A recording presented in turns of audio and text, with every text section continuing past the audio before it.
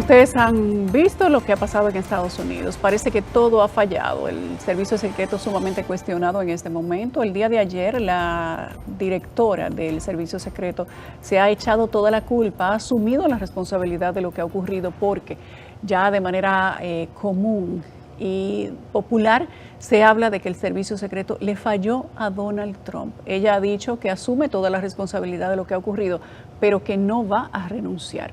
Tengo a Willy Lora con nosotros en la línea por Zoom desde Estados Unidos. Willy, tú que has visto muchas cosas en ese país, ¿qué opinión, qué valoración has visto en torno a 2 días posteriores al atentado contra Donald Trump? Buenas noches, bienvenido a CDN. Buenas noches, gracias Yulisa por la invitación. Bueno, te cuento que obviamente yo viajé, hice muchos viajes presidenciales con el presidente de los Estados Unidos, hice el operativo de seguridad que plantea y siempre ejecuta el servicio secreto. O sea, yo tengo muchas relaciones y contactos, y hablando en estos días, obviamente hubo un fallo catastrófico de seguridad. O sea, catastrófico, porque casi le cuesta la vida a un expresidente de Estados Unidos y el candidato primario en las elecciones de noviembre en este año. Y la investigación que ahora comienza a nivel congresional va a arrojar mucha información de la cual yo he estado recibiendo, de cuáles fueron esas fallas. O sea, que la directora del servicio secreto en este momento diga que ella es la responsable, sí, es la responsable, y de que ella no va a renunciar, eso es otra cosa. Eso no va a depender de ella, eso va a depender de los resultados de la investigación, de la presión que va a sentir ahora el Departamento de Seguridad Nacional, el Homeland Security, que es su secretario Mayorkas, que es el jefe de ella, que va a recibir, con una persona también muy cuestionada, mucha presión por esto. ¿Por qué van a salir las diferentes presiones? Porque hay que entender que el principal en este caso, que fue el expresidente Donald Trump, le dicen así en términos de seguridad, la persona principal no estuvo debidamente protegido. Las personas inclusive del servicio secreto que debieron de estar con él no eran las mejores. ¿Por qué? Porque la persona tiene 6 pies, 3 pulgadas de estatura, estaba rodeado de creo que unas 3 agentes del servicio secreto que solamente tenían 5 pies, o sea, tenía mucha parte de su cuerpo que estaba abierto a un segundo francotirador o demás. O sea, hubieron muchos fallos de la manera que salieron. Hoy estaba escuchando los reportes de que ya las autoridades tenían a este muchacho, el asesino, lo tenían localizable, pero no actuaron. El francotirador del servicio secreto tuvo que esperar que le dieran la orden de hacer el tiro. O sea, muchas cosas que van a salir dentro de la investigación, pero de que fue un fallo catastrófico de seguridad, lo fue. Yo creo que es lo que se está mirando ahora, y obviamente 2 días después ya hemos visto un Donald Trump más fortalecido, ya salió en público en la convención, ya es el virtual nominado hasta que se oficialice al final de la convención, como tú decías, y le pone la situación muy difícil al presidente Biden para ganar las elecciones de noviembre. Yo creo que ahora la ventaja se va a ampliar más, y usualmente en casos como este el país siempre se une detrás de una víctima, una posible víctima, en este caso el expresidente. Estaba viendo los videos una y otra vez de el evento, y hay unas críticas respecto justamente del personal que tenía el presidente Donald Trump en ese momento, y se ve a 2 damas del servicio secreto que no conocían aparentemente el protocolo. Hay una de ellas que ni siquiera puede enfundar el arma de fuego que tiene, siquiera no la toma, no la agarra correctamente. Se veía que no sabía qué hacer, corría para un lado, corría para el otro, la otra también. Así es. Y han habido muchas críticas respecto de esto. También hay una información de Anonymous, pues, que dicen ellos que hablaron con el oficial del FBI que disparó a este joven que cometió el acto o el hecho contra Donald Trump, y que esta persona primero fue arrestada, el francotirador del servicio secreto, que fue arrestado porque no cumplió la orden, y él dijo: durante 3 minutos tuve al tirador en la mira, lo vi acomodarse, lo vi preparar el rifle, lo vi apuntarle al expresidente Donald Trump, y en varias ocasiones pedí autorización para disparar, para neutralizarlo, pero no se me dio la autorización para dispararle. y disparé aún sin tener autorización en el momento en el que vi que él le disparó a Donald Trump. Si esto, nosotros en este momento no tenemos comunicación con ese agente del servicio secreto, pero de ser de esta manera, ¿cuál sería la razón por la que teniendo un tirador activo no se le da la autorización para defender a un expresidente? Quizás son muchas preguntas juntas. Son muchas, son muchas. Yo, o sea, manejo esa información y manejo otras informaciones también, y es el procedimiento, el protocolo que usualmente para tú eliminar, como le dicen ellos, un blanco, tiene que ser previamente autorizado. Y como dice el agente, que él no está preso, el agente está usualmente en este tipo de casos lo que hace es que se suspende de operaciones, se suspende de operaciones mientras pasa la investigación. O sea, no es arrestado, es un proceso protocolar muy normal. Cuando envuelve la muerte de alguien o la acción de tomar un arma y dispararle a una persona y neutralizarlo. Entonces, pero Willy, en el video se ve claramente cómo él está apuntando a algo.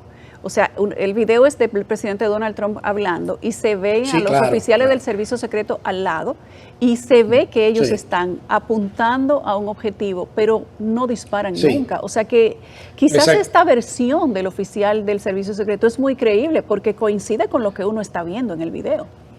No, y es así, ese es el protocolo. Yo lo sé porque manejo muy bien el protocolo, cómo se manejan ellos. Como te dije, yo he viajado muchos viajes presidenciales y tengo muy buenas relaciones con algunos agentes del servicio secreto. Entonces, el protocolo es que ellos no están autorizados a disparar a menos que no se les dé el visto bueno. Cuando él toma la acción, es una decisión de segundos. Cuando toma la acción, que todavía la parte que no tengo clara es si se le dio o no la autorización, porque no era solamente él, habían dos francotiradores encima de ese techo y los dos estaban apuntándole a la amenaza.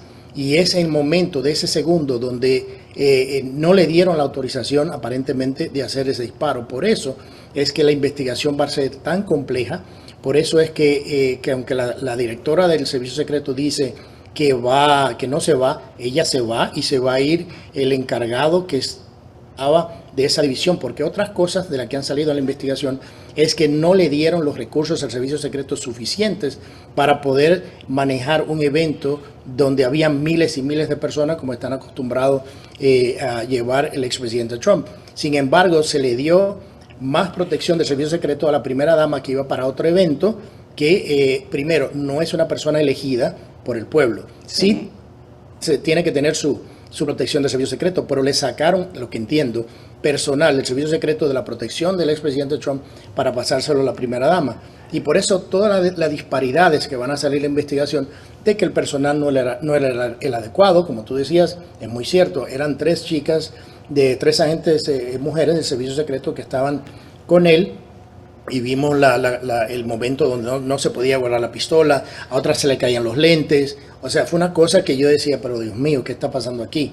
Y el tiempo que se tardaron para llevarlo al carro.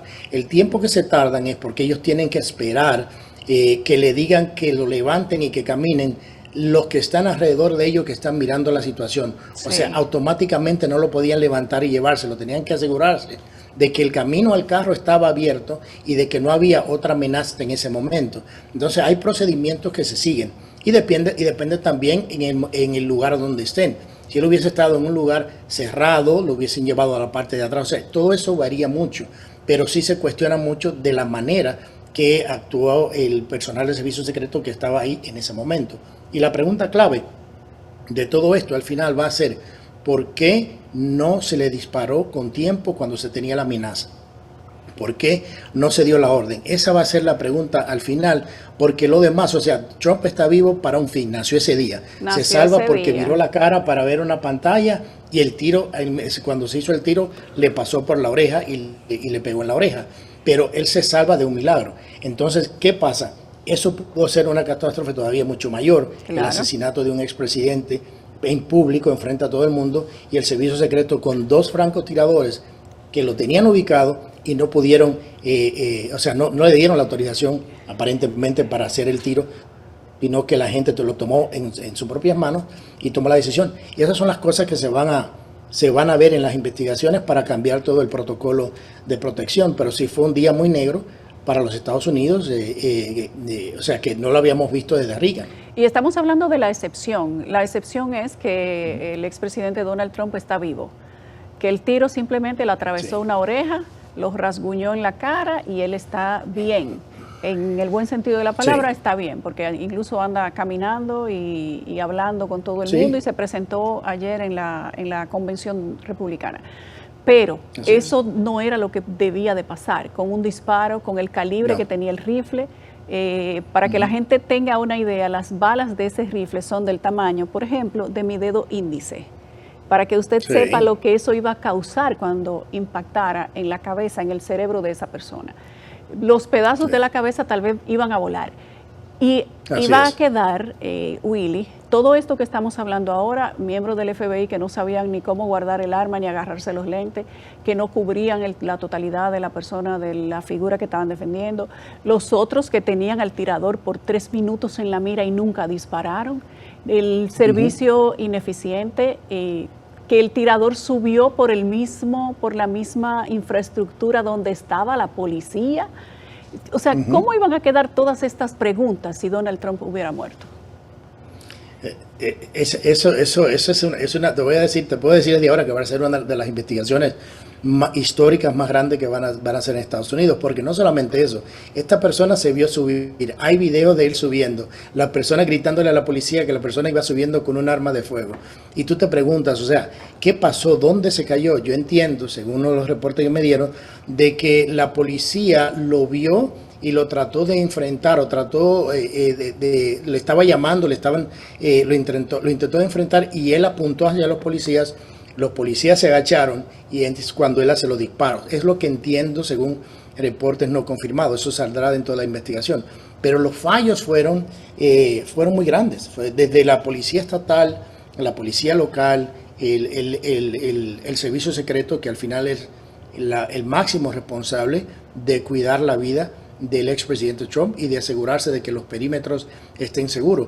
Para mí fue algo que yo dije, bueno, es increíble que la única edificación a 130 yardas de donde estaba el evento, solamente hay una, y en esa no había nadie, ni policía, ni del servicio secreto. O sea, esas cosas no pasan. En los eventos que que yo he asistido, como parte de delegaciones donde van los presidentes y eso, la seguridad es demasiado apretada. O sea, los francotiradores en todas partes, no puede haber nadie encima de ningún edificio cercano, tienen drones, hay un montón de elementos que se utilizan. Entonces, y siempre el expresidente lleva miles de personas, estamos hablando 25, 30, 45 mil personas de eventos, son eventos grandes. Entonces yo creo que el fallo de la avanzada de este evento fue catastrófico. Yo me da mucha pena porque murió una persona inocente que y hay uno que está grave.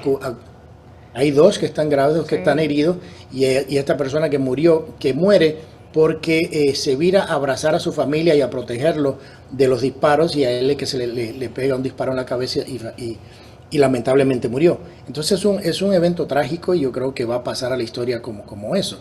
Y Trump nació ese día, definitivamente.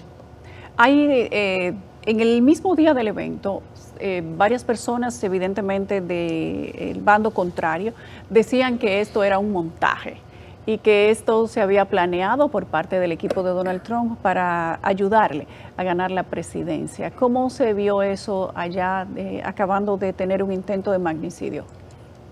Eso es una imbecilidad. Yo creo que personas que no tienen absolutamente nada que hacer pueden decir ese tipo de cosas y conjeturas, por la sencilla razón de que primero no fue, segundo, no era el momento para hablar de esas cosas. El presidente Trump no tenía la necesidad de coordinar o de hacer algo semejante, porque él es el puntero en todas las encuestas, o sea, en todas hasta ahora. Entonces, inclusive en los estados swings de Estados Unidos, o sea, los estados péndulos que deciden las elecciones.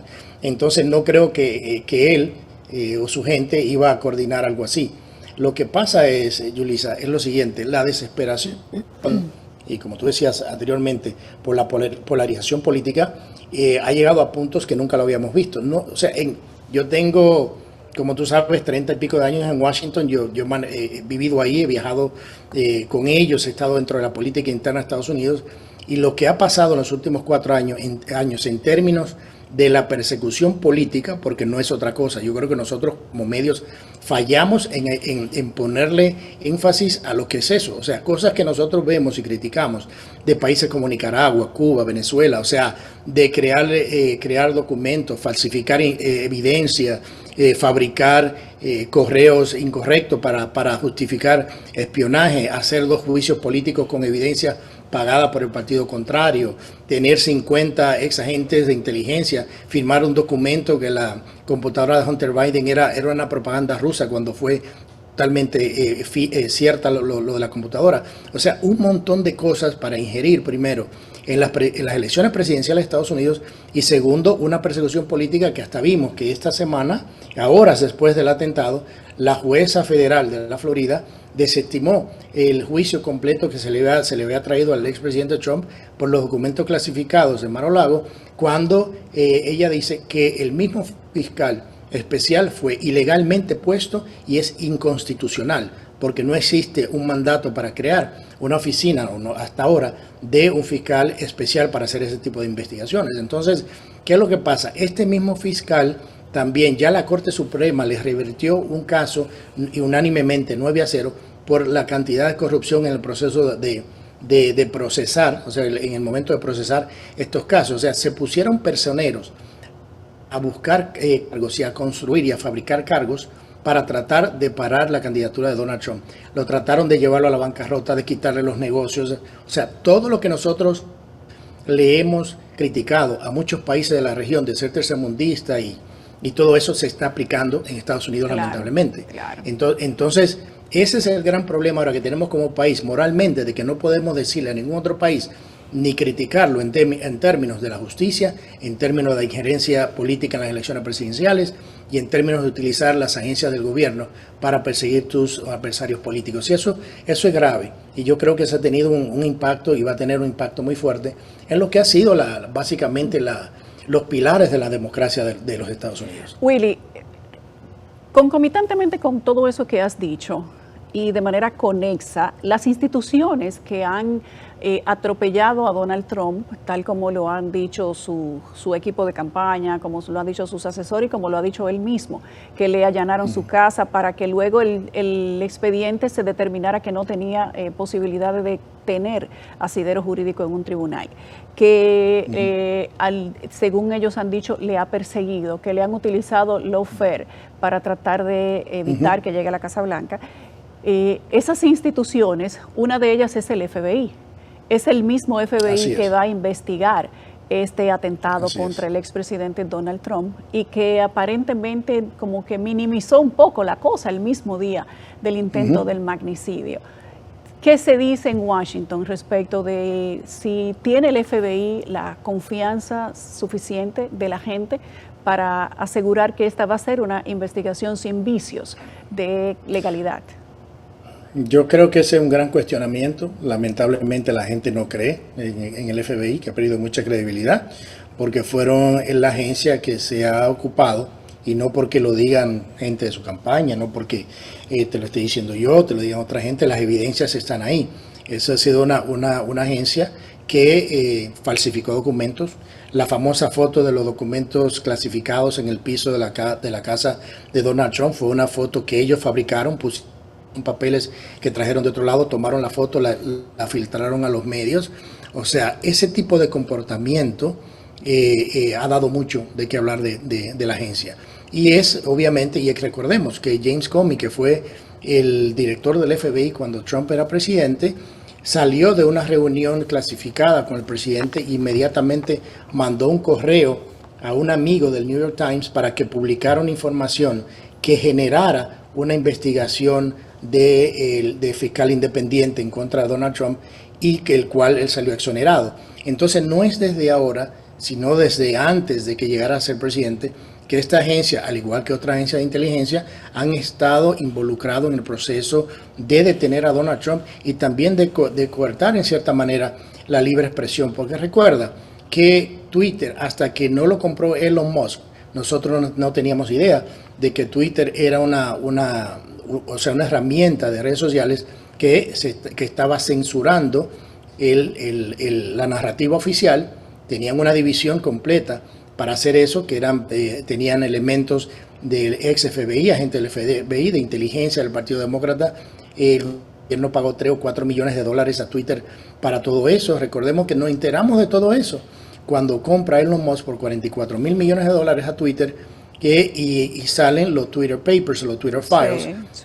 Y se hicieron públicos todas las comunicaciones hasta el punto que estuvo involucrado el gobierno para censurar la narrativa opositora en ese momento en Estados Unidos. Y eso es muy grave, porque solamente ahora lo sabemos de Twitter, que ahora es X, pero lo mismo sigue pasando en Facebook, en YouTube, en Instagram, el tipo de censura. Entonces yo creo que el FBI le va a tomar mucho, creo que va a hacer unos cambios importantes a nivel de su liderazgo.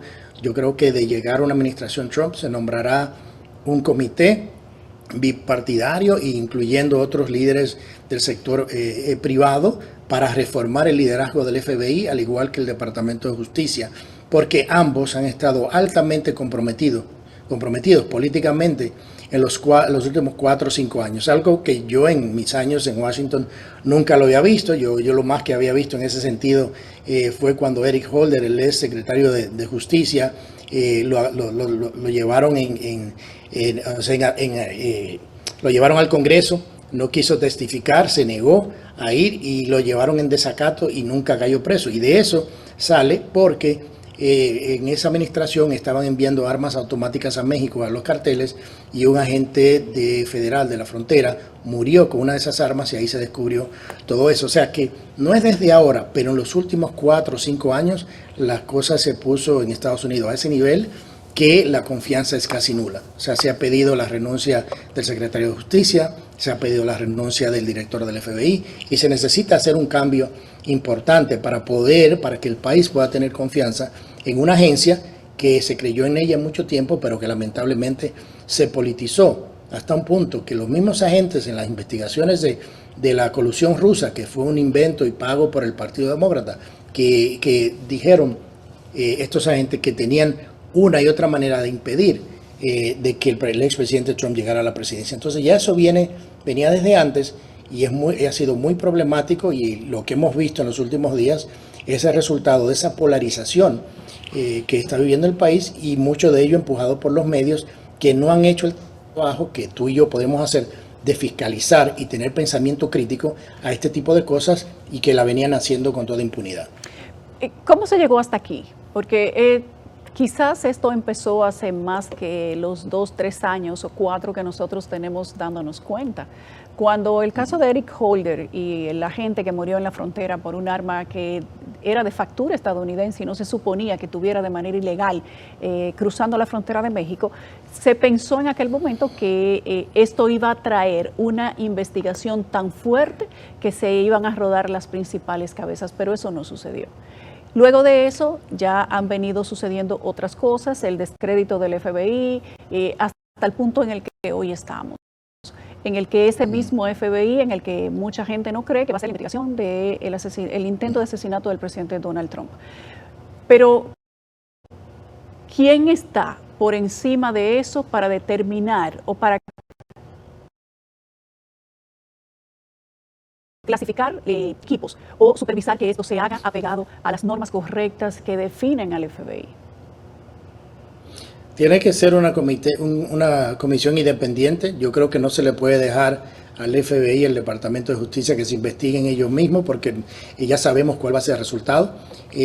Va a necesitar de que un comité del Congreso bipartidista que pueda hacer esa investigación, apoyado de otros elementos del sector privado, para poder sanear y dar recomendaciones al Congreso y al Ejecutivo de los cambios necesarios para poder reformar esas agencias que están tan desacreditadas. Yo creo que estamos viviendo uno de los momentos más bajos en cuanto a la solidez democrática de Estados Unidos, porque las instituciones que validan esa democracia están con muy poca credibilidad. Y yo creo que va a tomar esas investigaciones del Congreso, los comités independientes, y reformar el liderazgo de estas instituciones para que puedan servir y tener de nuevo la credibilidad que en un momento tuvieron. O sea, ahora la gente está que si un agente del FBI y te toca a la puerta de la casa, no te abren la puerta y no hablan con ellos. porque ya se sabe que es muy difícil trabajar en esas condiciones y eso no es bueno. O sea, No es la bueno gente para la puede, democracia, no es bueno para el país. en este momento o en este tiempo último, ¿ha pasado que la gente se niegue a abrirle la puerta al FBI? Definitivamente. Si el FBI no llega con una orden de un juez de catear o de allanar una casa, tú estás en toda tu libertad y hay videos por ahí de que ellos llegan con excusas a tocarte la puerta y la gente le dice, no, hasta que usted no venga con una orden no llegue. ¿Por qué? Porque lamentablemente hemos visto los casos en los cuales llegan, le montan un caso a una persona y hasta un momento lo estaba haciendo de buena fe por ser el FBI, pero Sí, todas las porque recomendaciones creían en el ahora... FBI. Exactamente. Todas las recomendaciones ahora es que si te llega el FBI a la puerta, dígale que esperen afuera, que le den su identificación y que vuelvan con una orden o que hablen con su abogado. Pero no, y se lo están diciendo claro, no permitan que entren a sus casas personas del FBI. ¿Y dónde se ha feo dicho decirlo, esto? pero es así. ¿Dónde se ha dicho esto? Eso, varios medios lo han dicho, varios abogados lo han dicho, inclusive los videos están de agentes del FBI que llegan a la puerta, te voy a decir hasta por qué han llegado a la puerta y te voy a enviar los videos para que lo tengas. Llegan a la puerta y le tocan la puerta porque quieren hablar con alguien que no le gustó una publicación en Twitter o en X que lo encontraban interesante y querían hablar con esa persona. O sea, hasta ese punto de que tú no puedas publicar nada en X, que no te visite el FBI si no va a favor de una narrativa que ellos tienen. Yo te voy a enviar los videos porque hay un par de casos en los cuales ellos han llegado a casas a preguntar por personas, por publicaciones que hacen en redes sociales. Algunas Eso es serio. son justificables porque si tú haces una amenaza al presidente, como pasó en República Dominicana, como le ha hecho, como ha pasado en Estados Unidos, ya es una amenaza y ellos están en todo el derecho, pero van con una orden de un juez, porque tú tienes que ir a donde un juez y justificar el allanamiento por el tema de la protección para tú poder ir a allanar una casa. Entonces, si ellos no llegan con una orden de cateo de un juez, no pueden entrar a tu casa. O sea, tú le puedes decir a ellos, no me pasen de ahí, qué quieren, identifíquense, qué están haciendo aquí, y lo puedes cuestionar y lo puedes grabar. Además, entonces, pero lo venían haciendo con una impunidad tan grande porque la gente pensaba, bueno, es el FBI, hay que confiar en ellos. Lamentablemente esa confianza la perdieron. ¿Cómo van a por el tema de recuperar la persecución política? ¿Cómo Estados Unidos va a recuperar la confianza de los ciudadanos en sus agencias? Porque hablar del servicio secreto, hablar del FBI, hablar del Departamento de Justicia, de la Fiscalía Estatal, eso es, creíamos nosotros antes que esto eran palabras mayores y que estos eran pilares de independencia que no se iban hacia ningún lado, pero parece que la idea que tenía la gente ha cambiado un poco de eso. Ha cambiado bastante y el caso concreto, los dos fiscales que le llevan casos al expresidente Trump en Nueva York, los dos hicieron campaña precisamente diciendo que si lo elegían iban a llegar a meter preso y encarcelar y a llevarlo a la bancarrota a Donald Trump. O sea, que tú lo hagas así de una manera abierta, públicamente, y hagas campaña haciendo eso, eso daña todo lo que son los fiscales, eso le quita la credibilidad, eso le quita el peso que tienen como fiscales y oficiales de justicia responsables. O sea, hasta eso se ha dañado. Entonces yo creo que, como te decía hace un momento, la reflexión no solamente es profunda, los cambios tienen que ser profundos para que la gente comience a creer y que si van a actuar de una manera en contra de un partido político, hagan lo mismo en contra del otro partido político. Así es. Willy, gracias por sacar este tiempo a esta hora para conversar con nosotros y por poner a nuestra disposición tu conocimiento de muchos años trabajando para la política estadounidense desde Washington. Gracias por la invitación, te envío un fuerte abrazo.